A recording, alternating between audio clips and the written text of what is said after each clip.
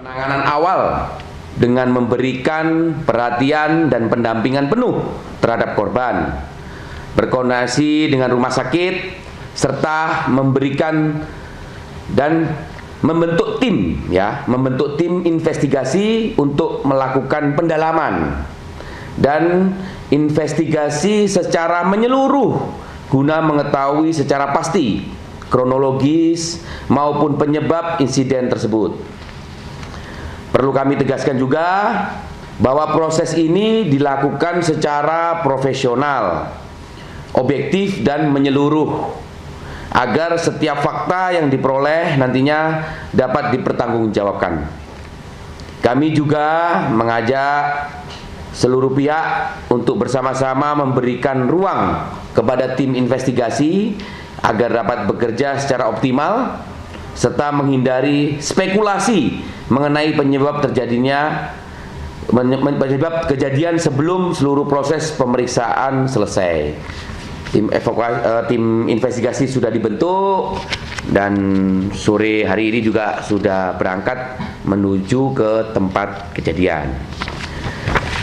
Kemudian TNI Angkatan Darat yang jelas berkomitmen untuk menangani peristiwa ini secara serius, transparan, sekaligus memastikan setiap langkah penanganan terhadap korban maupun proses investigasi berjalan sebaik-baiknya. Mungkin itu yang bisa kami sampaikan, dan terima kasih. Saya minta untuk media, untuk perkembangan selanjutnya akan kami sampaikan, dan bersabar agar tim investigasi dapat bekerja dengan baik. Dan saya minta juga tidak ada pemberitaan-pemberitaan atau spekulasi-spekulasi yang negatif terhadap kejadian ini. Mungkin itu saja perlu saya sampaikan. Akhir kata, wabillahi taufiq wal hidayah. Wassalamualaikum warahmatullahi wabarakatuh. Shalom, salam sejahtera untuk kita semuanya. Om Santi Santi. Pak, bagus dari NSTV. Ya. Mau nanya, untuk ini jenis amunisi apa yang meledak dalam insiden tersebut? Baik. Kedua, sebenarnya penyebab sementaranya itu apa sih, gejala awalnya? Gitu. Baik, tadi sudah saya sampaikan ya Mas ya, tim investigasi sudah berangkat, ya sudah dibentuk oleh TNI Angkatan Darat, di mana tim investigasinya tim investigasi yang profesional yang memang menangani bidang ini dari Pusat Peralatan Angkatan Darat. Kemudian kejadian ini tadi sudah kami sampaikan adalah pemeliharaan, yaitu di mana melaksanakan harwat pemeliharaan dan perawatan yang memang sudah melalui prosedur-prosedur yang sudah dijalankan, dan prosedur-prosedur itu sudah melalui protap-protap mulai dari briefing awal sampai pelaksanaan. Kemudian yang bisa kami sampaikan saat ini, karena sudah saya sampaikan untuk jenis munisi dan sebagainya, kita menunggu tim investigasi, Mas. Ya, saya sudah menjelaskan tadi, kita tidak bisa berspekulasi apa yang meledak dan jenis seperti apa. Mungkin itu yang bisa saya sampaikan, Mas ya. Ya Pak, Medina dari Kompas TV. Kalau itu untuk sementara, tapi dugaan awal penyebab ledakan ini apa Pak? Dan tadi kan Bapak bilang juga sudah ada tim investigasi ya. Kira-kira itu kapan hasilnya bisa diketahui? Pak, baik, kejadian ini kan terjadi tadi pagi ya menjelang siang ya Mas ya, Mbak ya. Tim investigasi kan dari Jakarta ini sudah berangkat. Ada yang sudah sampai, ada yang belum.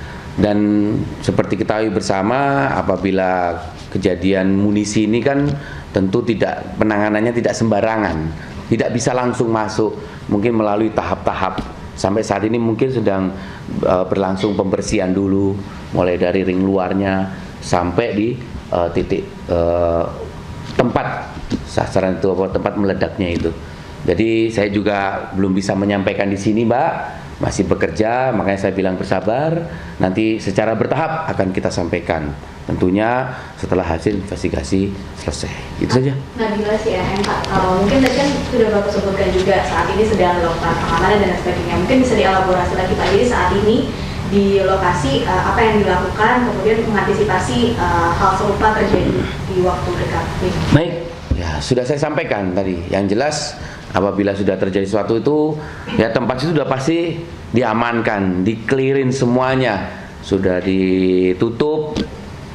Hanya tim investigasi yang mungkin masuk, dan juga tim investigasi tidak bisa sembarangan juga kan masuk, Pak. Bertahap melalui prosedur-prosedur sesuai dengan pengetahuan, sesuai dengan apa yang dimiliki dari keilmuan untuk mengecek apa terjadinya ledakan yang saat ini yang terjadi pada saat itu. Mungkin itu saja Mas ya, cukup ya. Mungkin dari Pak Panglima atau Pak Kasat ada instruksi untuk berapa waktu untuk investigasi ini akan tahap bagaimana Pak? Ya, jadi ya investigasi menyeluruh, untuk waktunya tidak dibatasi, yang jelas ya secepatnya agar semuanya bisa terbuka. Mungkin itu saja, cukup ya. Ya, terima kasih. Ya. Ada lagi? Ngopi ya? Ngopi. Apa dia? Kopi. Sisa. Iya. Ketinggalan. Baik pemirsa, kita akan lanjutkan dialog pada sore hari ini dengan Refli Harun dan juga Rifai. Selamat sore Pak Abang, masih bergabung bersama kami? Ya, masih. Ya. Baik, tadi terima kasih atas penyampaiannya Bang Refli. Saya ke Bang Rifai karena waktu kita sudah tidak banyak lagi. Bang, terkait dengan sidang pra-peradilan yang sepertinya ini tidak akan hanya 3 saja babaknya, mungkin akan banyak lagi. Kalau dari Anda sendiri seperti apa? Karena kalau dari Anda yang sampaikan secara konsisten, Pak Jokowi akan hadir di persidangan pokok nanti. Ya, pertama perlu disampaikan bahwa dengan pengajuan pra ketiga kan semakin terbukti dugaan kami bahwa ini untuk mengulur-ulur perkara, yang berarti kok tidak confidence Bang Roy maju dalam persidangan dengan segala pembelaannya. Apalagi kalau tadi disampaikan argumen bahwa terdakwa belum menerima panggilan sesuai ketentuan KUHP. Pada saat berkas dilimpahkan oleh jaksa ke pengadilan, tentunya terdakwa atau penasihat hukumnya sudah menerima tembusan salinan pengiriman berkas termasuk dakwaan, yang artinya secara yuridis sudah tahu adanya pelimpahan berkas ke pengadilan, karena itu ketentuan KUHP. Lalu kedua, kalau mempersoalkan juga pasal-pasal yang tertentu dalam dakwaan, sebenarnya kalau kita lihat berbagai jurisprudensi Mahkamah Agung yang konsisten selama ini terkait itu kan sudah ada kaidah hukumnya bahwa jaksa memiliki hak penuh untuk mencantumkan dakwaannya, baik secara alternatif, kumulatif, subsidiar, dan itu nanti tinggal dibuktikan di sidang. Kalau tidak terbukti kan berarti dibebaskan. Jadi tidak bisa juga terdakwa mengatur-ngatur pasal yang didakwakan. Baik, jadi intinya adalah harus ada pembuktian ya Bang Rifai ya. Yang terakhir terpenting. Singkat saja Bang. Hakim segera bersikap dengan tegas, jangan sampai justru pemahaman KUHP ini digunakan secara keliru dan kedepannya menjadi presiden buruk, diikuti oleh para tersangka di seluruh Indonesia mengajukan pra berulang-ulang manakala berkas akan disidangkan. Jadi di sini kami harapkan hakim memberikan satu pedoman yang bisa jadi Mbak Refli silakan untuk sebelum penegakan hukum. Demikian. Ya, jadi begini ya. Intinya saya Bang boleh. Kalau kita diberikan fasilitas oleh undang-undang dan kita menggunakan, itu adalah hak kita. Jadi orang lain kemudian tidak boleh mengurangi hak tersebut, kecuali itu tidak ada di undang-undang. Nah, undang-undang sudah mengatakan kalau kita mengajukan pra-peradilan, maka perkara pokok tidak boleh disidangkan. Nah, itu yang kemudian kita gunakan sebagai sebuah kemewahan dalam tanda kutip di KUHP yang baru ini. Begitu. Baik, kami tangkap poinnya. Terima kasih Bang Refli dan juga Bang Rifai atas waktu Anda pada sore hari ini. Selamat beraktivitas kembali. Pemirsa, Presiden Prabowo Subianto menyaksikan peletakan batu pertama proyek abadi gas blok Masela yang berlokasi di Pulau Tanimbar, Maluku. Informasinya usai jeda, tetaplah bersama kami.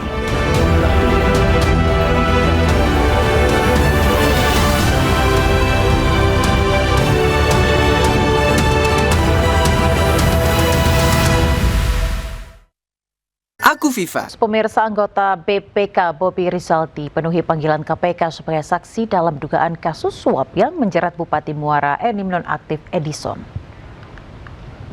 Hadir hari ini.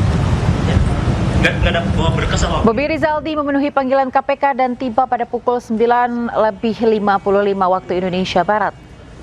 Bobi diperiksa sebagai saksi terkait kasus dugaan suap temuan audit BPK yang menjerat Bupati Muara Enim nonaktif Edison. Pemanggilan ini setelah sebelumnya KPK menggeledah rumah pribadi Bobi Rizaldi pada Selasa lalu. Dalam penggeledahan tersebut, juru bicara KPK Budi Prasetyo menyebut KPK mengamankan sejumlah barang bukti elektronik. Oh iya, yang biru ini.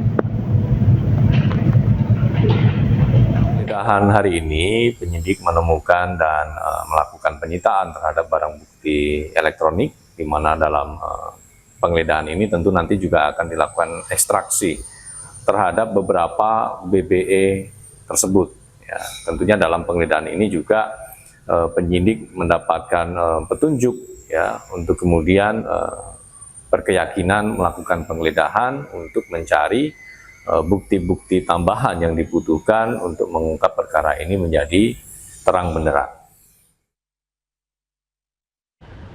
Komisi Pemberantasan Korupsi kembali menggeledah rumah milik Bupati Sukoharjo nonaktif Etik Suryani yang berada di Kota Solo. Dalam penggeledahan tersebut, pemirsa, penyidik KPK menyita 2 koper hitam dari dalam rumah.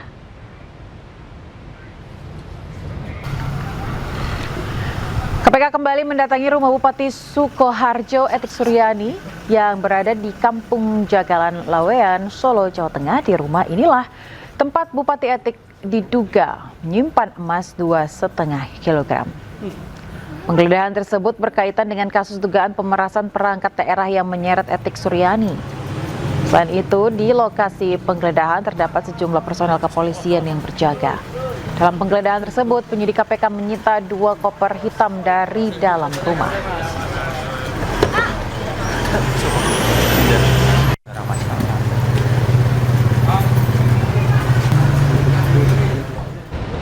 Kita ke informasi lain, pemirsa. Sidang lanjutan perkara Dr. Tifa kembali digelar di Pengadilan Negeri Jakarta Timur, Kamis siang. Dalam sidang ketiga ini, jaksa penuntut umum membacakan tanggapan atas eksepsi atau nota keberatan yang diajukan pihak terdakwa.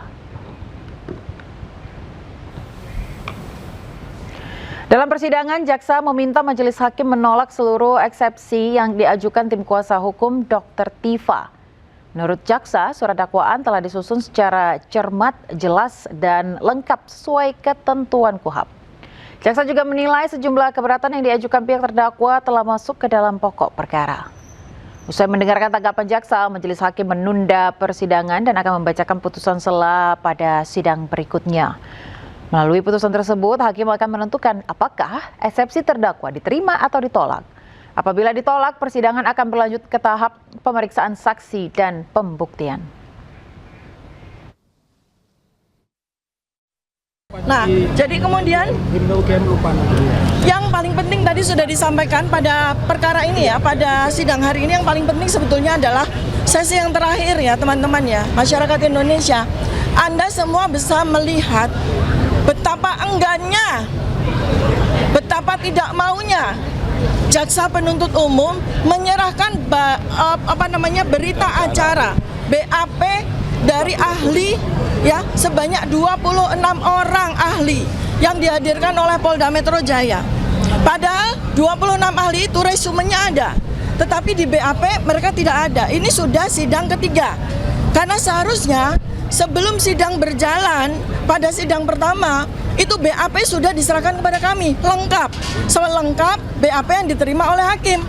Tapi kami sudah meminta 3 kali, melalui surat sudah kami minta, melalui sidang juga kami minta, sampai sidang yang ketiga ini BAP yang kami terima itu belum lengkap juga dan itu jantungnya. Sebanyak 15 teman masa kuliah Presiden ke-7 Republik Indonesia Joko Widodo akan dihadirkan menjadi saksi di persidangan kasus ijazah dengan terdakwa Roy Suryo dan Dr. Tifa.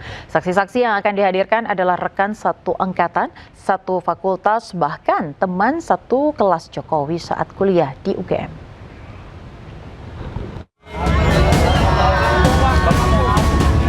15 teman masa kuliah Presiden ke-7 RI Joko Widodo akan dihadirkan menjadi saksi di persidangan kasus ijazah dengan terdakwa Roy Suryo dan Dr. Tifa. Saksi-saksi yang akan dihadirkan adalah rekan satu angkatan, satu fakultas, bahkan teman satu kelas Jokowi saat kuliah di UGM.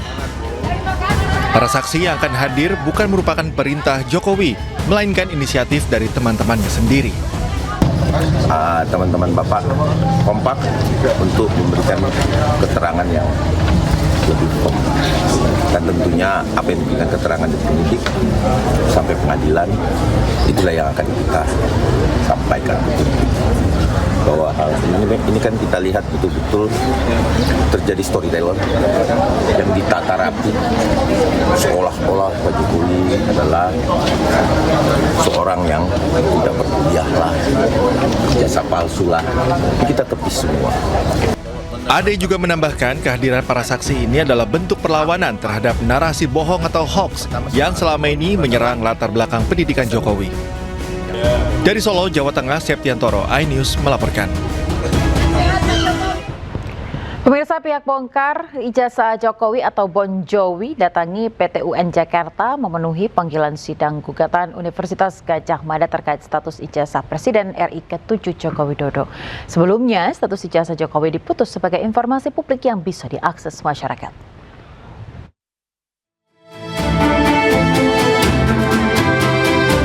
Pengadilan Tata Usaha Negara Jakarta kembali menggelar sidang gugatan keberatan yang diajukan Universitas Gadjah Mada terhadap pihak bongkar ijazah Jokowi atau Bon Jovi.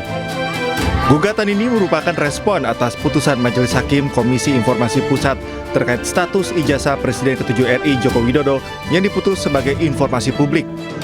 Sidang dengan agenda pemeriksaan saksi ini menjadi persidangan terakhir sebelum Majelis Hakim menjatuhkan putusan. Pihak Bon Jovi menghadirkan saksi ahli hukum yang juga merupakan mantan Hakim Konstitusi RI periode 2003-2008 Marwarar Siahaan. Kehadiran Marwarar bertujuan untuk mempertegas posisi mereka terkait gugatan keberatan UGM. Pihaknya menilai permohonan keberatan yang diajukan UGM ke pengadilan sudah kadaluarsa. Yang kedua, yang saya garis bawahi dari yang keterangan ahli tadi, apa yang diputuskan oleh Majelis Hakim KIP itu sudah benar, yakni Majelis Hakim KIP mengabaikan batas waktu terlambat bagi kami untuk mengajukan permohonan. Menurut Majelis Hakim KIP bahwa keterlambatan kami mengajukan permohonan itu. Hukum itu tidak lagi badan hukum publik negara. Oleh karena itu, kalau dia mengajukan keberatan di dalam hal ini dikatakan di tempat kedudukannya di pengadilan negeri. Ini menjadi persoalan yang akan terjadi. Kita lihat nanti dalam putusan hakim. Sidang gugatan ini merupakan kelanjutan dari putusan KIP pada April 2026. Dalam putusan tersebut, Majelis Hakim KIP mengabulkan permohonan Bon Jovi dan menyatakan bahwa ijazah Jokowi merupakan informasi publik yang boleh diakses masyarakat. Dari Jakarta, tim liputan iNews melaporkan.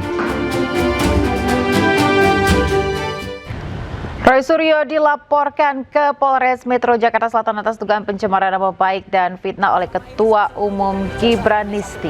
Informasi saat pagi tetaplah bersama kami.